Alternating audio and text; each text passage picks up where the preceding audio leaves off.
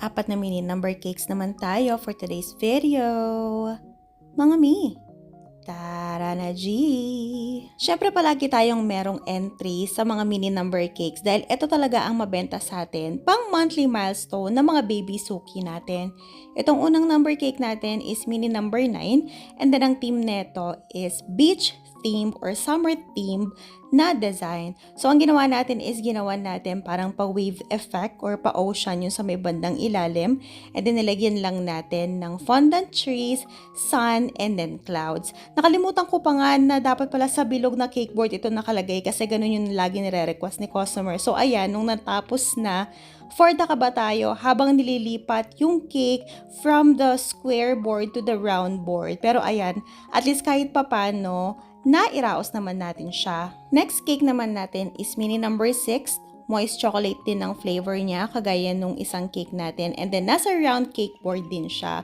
Ang theme naman ng cake na ito is Treasure Hunter na theme. And then, ang pinaka-base color ng top cake natin is color light brown lang. Hindi siya medyo halata, pero medyo light brown siya. Ayan. So, drop of brown lang na food color ang ginamit natin dyan. And then, isang piping tip lang din ang ginamit natin. Yung mga fondant toppers na ginawa natin is mano-mano lang lahat yan. Merong telescope, merong camera, merong, ito, nakalimutan ko yung tawag dito. And then, yung rope. Ayan. So, 4 na fondant toppers ang nilagay natin. And then, naglagay lang din tayo ng ibang details. Itong pangatlong cake naman natin is mini number 10. Ang flavor nito is moist chocolate and then yung filling niya is yema. Yes, nagpalagay ng yema filling si customer. Option nila yan kung gusto nila kasi kasya naman siya sa cake natin. Tapos ang theme ng cake na ito is slam dunk theme. Ayan, so kaya yung pinaka-color ng cake natin is color red and then color white. Isang piping tip lang yung ginamit natin dito, yung maliit na parang 1M. And then, iba-ibang stroke lang yung ginawa natin para mas maganda siyang tingnan. And then, dun sa color white, wala tayong ginamit na piping tip. Kumbaga, nilagyan lang natin siya ng color white para naman hindi siya boring tingnan, para masaya siyang tingnan.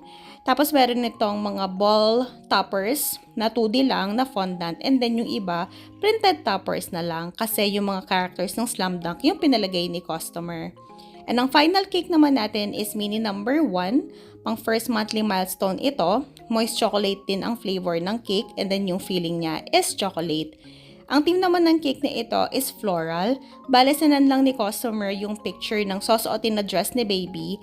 Ang sabi niya, i-match lang daw natin. So, ginawa lang din natin na parang dress yung cake natin.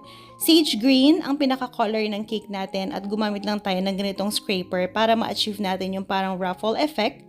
Dito naman sa bandang baba is color teal. Para ma-achieve yung ganyang pagka-teal, mas marami yung color blue dapat compared dun sa color yellow.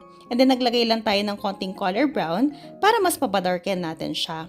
And then yung mga fondant details ito is flowers. Tapos pinintahan lang natin sila para maging colorful ang kulay nila with matching ribbon sa taas.